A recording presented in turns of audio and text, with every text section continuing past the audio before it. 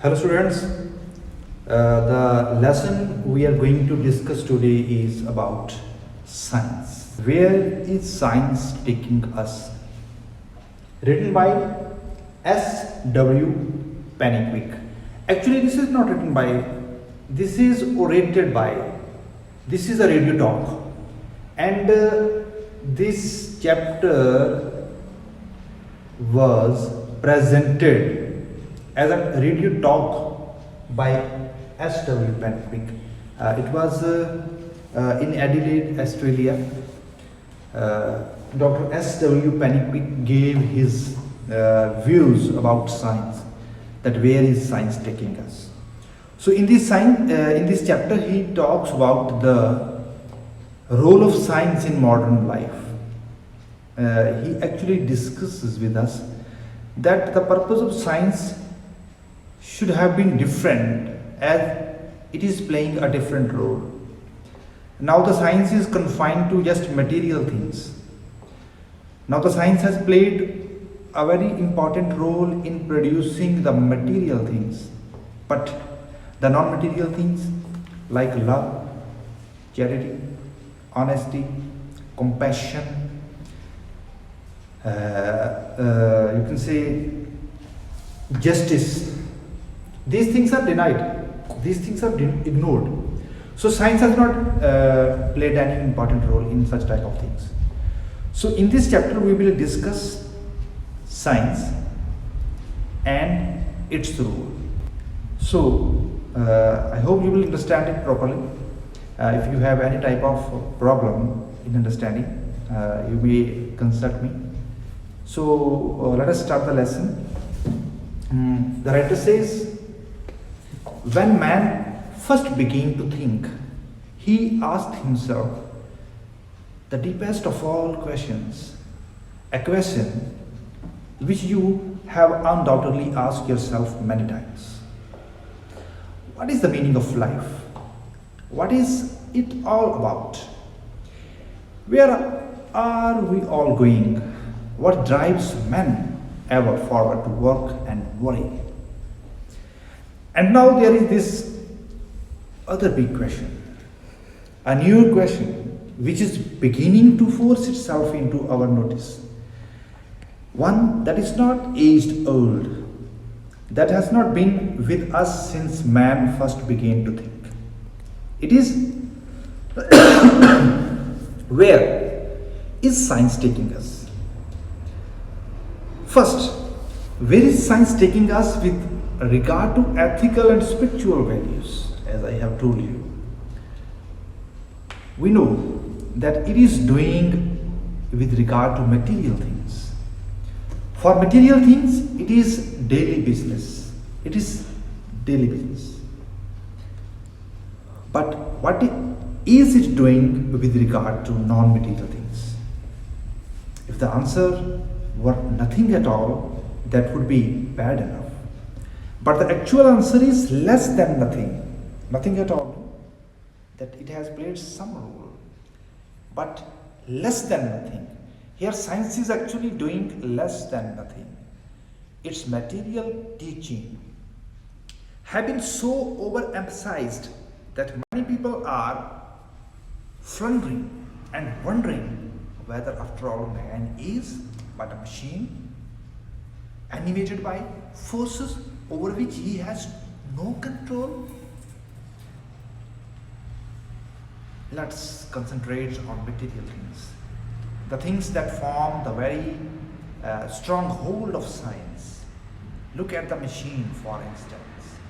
This is the age of machines. Machines are everywhere, in the fields of factory, in the homes, in the streets, in the cities, in the country, everywhere. To fly, it is not necessary to give wings.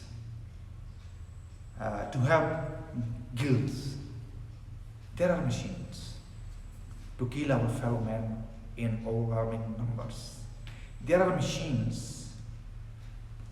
Petrol machines alone provide 10 times more power than all human beings in the world.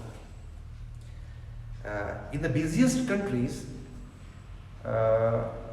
Each individual has 600 human slaves in the machines. If we talk about hundreds of years ago, there were slaves.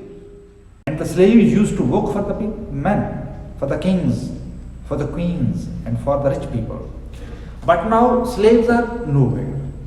Now the machines are there. Now the machines are working as slaves to human beings. So in the busiest country, each individual has 600 human slaves in his machines.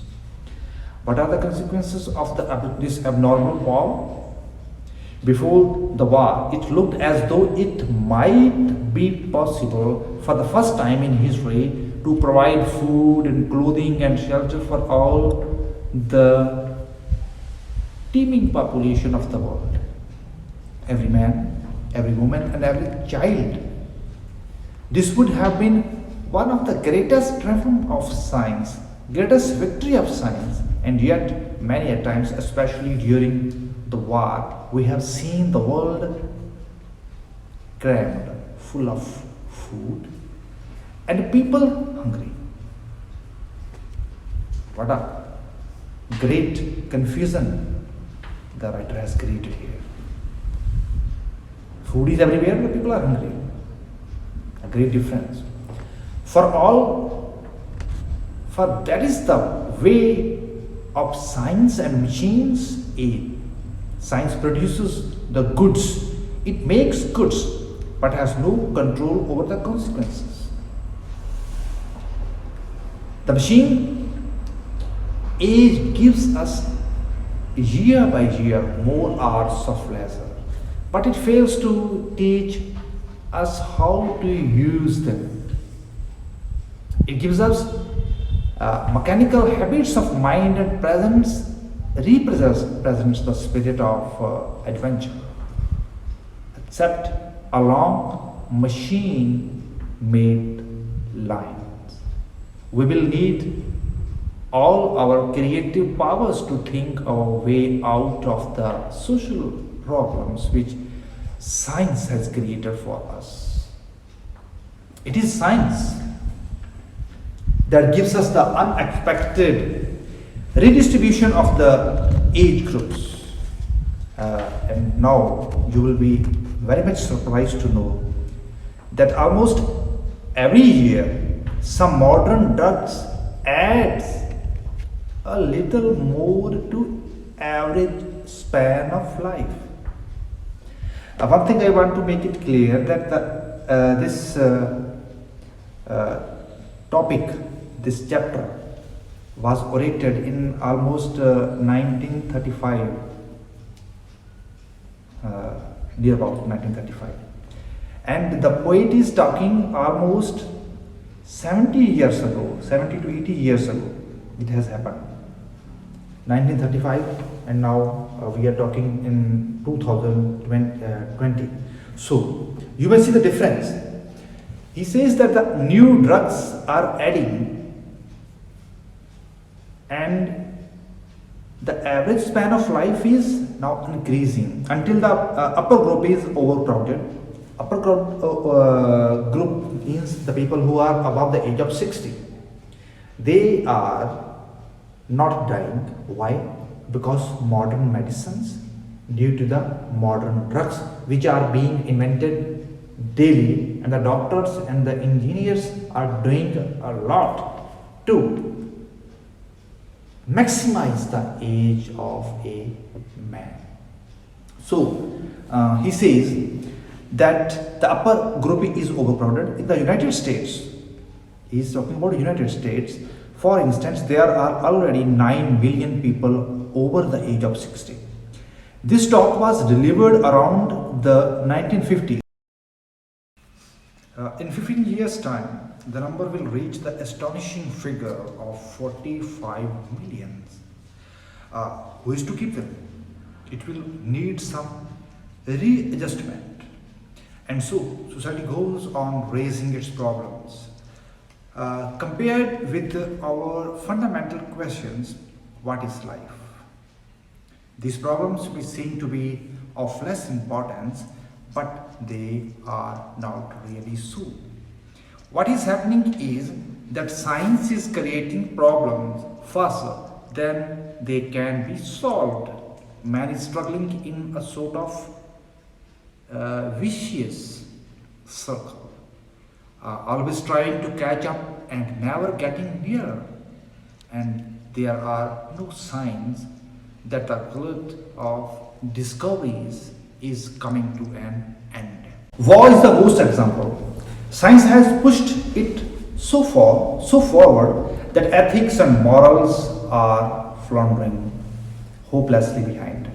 It makes one sometimes ask, what is science really after?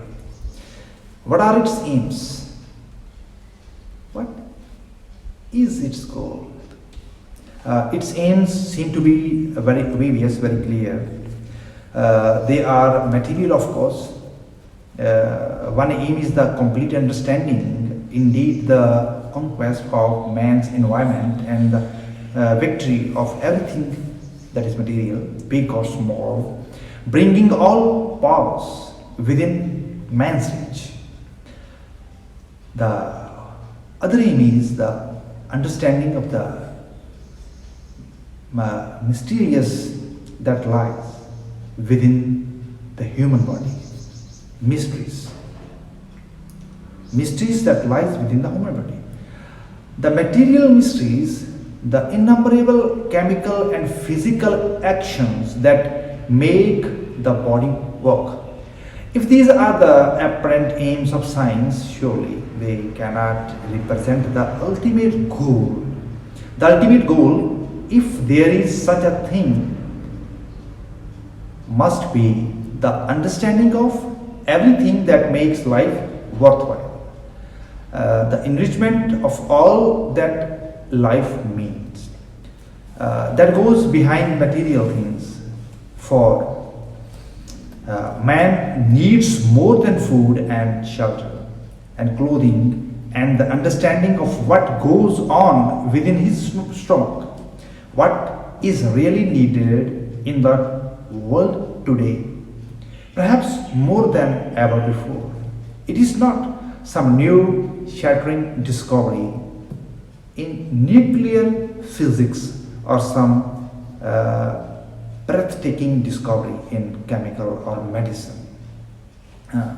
The advance for which the world is waiting beyond any doubt is a small advance, a slight advance in charity, in understanding, in forbearance, tolerance, justice and mercy. That is what the world is waiting for, and waiting rather anxiously. But charity and tolerance and forbearance and the understanding of one another and non-material matters, and in non-material things, in the simplest social thing, science has been helpless. Science has not played any role in bringing such things. It cannot even help us to distinguish good from evil. Maybe this will not always be so. Who knows? It is quite probable that someday science will effect an improvement in the human brain itself. Not a structural improvement, for in structure the human brain is in greatest miracle of all. Its understanding will come last, but there might be a functional improvement that is far from fantastic. The advances in science might one day will increase the capacity and reasoning power of the man's brain, human brain. I should say there is a little doubt that man will one day improve on the natural man, raise his intellectual status and give his greater power of reasoning and understanding. It might have sufficient reason and understanding to abolish war. Whether that will be so, whether and when he will have a better understanding of his fellow man, that remains to be seen. It brings us back to the question, where is science taking us? Despite the present vicissitude, we are going somewhere. There are some troublesome times ahead, but those who fear for the future are the craven in spirit. For life is becoming more and more interesting, intriguing, and exciting. I wish I had another 100 years. So, this was the chapter. This was the views. These were the views which S.W. Pennyquick has given about science, about the science. Which science? That is providing us just material things. Understanding, according to him, forbearance, justice, tolerance, love, charity, compassion. These things are not covered by science. The science has no interest in these things. But S.W. Pennyquick hopes for the best. He says that we have made so many weapons, we have made cars, we have made so many things for destruction. But one day, the science will provide comforts. Which comforts? Not material comforts, but non-material comforts. Ethics, moral values to human being. So, I think I as well hope for the same, and you as well hope for the same, because life is changing. We have all the luxury goods, we have all the comforts of life, but a man has lost his peace of mind, and this thing is very much necessary. This is the need of the hour. So please take care of yourself, and till then, goodbye, stay home, stay safe.